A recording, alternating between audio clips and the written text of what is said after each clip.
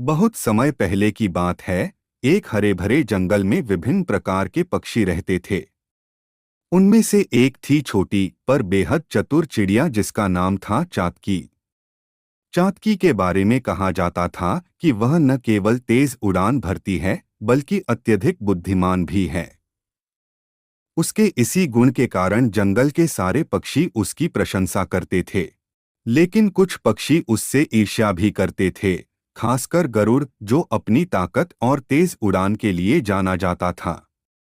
गरुड़ को यह बात बिल्कुल नहीं भाती कि चातकी को उसकी बुद्धिमत्ता के लिए इतना सम्मान मिलता है।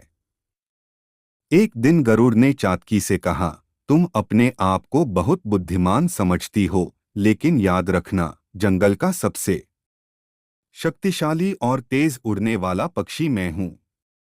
तुम्हारी चालाकी मेरे सामने कुछ भी नहीं। आओ एक प्रतियोगिता कर लें और यह साबित कर लें कि असली विजेता कौन है।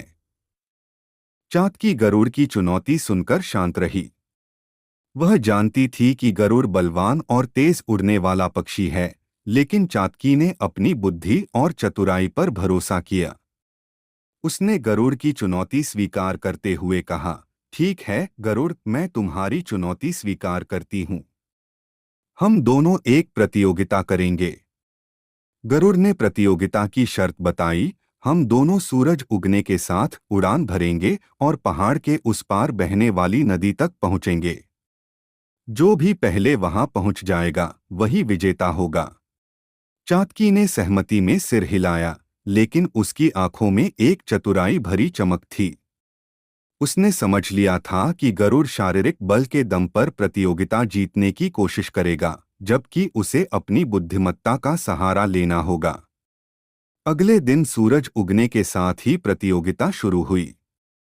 जैसे ही सूरज की पहली किरणें धरती पर पड़ी, गरुड़ अपनी शक्तिशाली पंखों को फैलाकर तेज गति से उड़ान भरने लगा।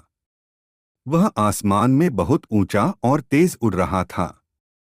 दूसरी तरफ चातकी भी उड़ान भर चुकी थी, लेकिन उसकी उड़ान गरुड़ की तुलना में धीमी थी। गरुड़ ने देखा कि वह काफी आगे निकल चुका है और मन ही मन सोचने लगा, यह तो आसान जीत है। चातकी को मैं आसानी से हरा दूंगा।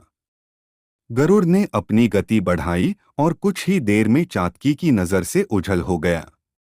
लेकिन चातकी घबराई नहीं, वह अपनी योजना के अनुसार उड़ रही थी। चातकी ने देखा कि गरुड़ तेज उड़ान के कारण जल्द ही थक जाएगा। उसने एक चतुर योजना बनाई। वह सीधे नदी की दिशा में न जाकर पेड़ों के घने जंगल के बीच से उड़ने लगी, जहां हवा की दिशा और गति गरुड़ के मुकाबले उसे अधिक सहायता प्रदान कर सकती थी। उसने छोटे छोटे आराम के पल लिए, लेकिन हमेशा अपनी मंजिल की ओर ध्यान बनाए रखा। दूसरी तरफ गरुड़ ने लगातार तेज गति से उड़ान भरी और उसकी ताकत धीरे धीरे घटने लगी। गरुड़ यह सोचकर शांत नहीं हो रहा था कि चातकी उससे बहुत पीछे है और वह आराम से जीत जाएगा। लेकिन थोड़ी ही देर बाद गरुड़ को अपनी थकान का एहसास हुआ। उसने एक पेड़ की शाखा पर बैठकर थोड़ा आराम किया, लेकिन उसकी आत्मविश्वास भरी सोच ने उसे लापरवाह बना दिया। वह बहुत देर तक आराम करता रहा। इस दौरान चातकी अपने चुने हुए रास्ते से तेजी से आगे बढ़ती रही। जब गरुड़ ने फिर से उड़ान भरने की कोशिश की, तब उसकी ऊर्जा कम हो चुकी थी और वह पहले जैसी गति से उड़ नहीं पा रहा था। दूसरी ओर चातकी अपनी योजना के अनुसार उड़ते हुए नदी के पास पहुंच गई। वह नदी के किनारे आराम करने लगी और गरुड़ का इंतजार करने लगी। थोड़ी देर बाद गरुड़ भी वहां पहुंचा, लेकिन अब बहुत देर हो चुकी थी। गरुड़ ने जैसे ही चातकी को नदी के किनारे आराम करते हुए देखा, उसकी आंखों में आश्चर्य और शर्म की मिलीजुली भावनाएं थीं।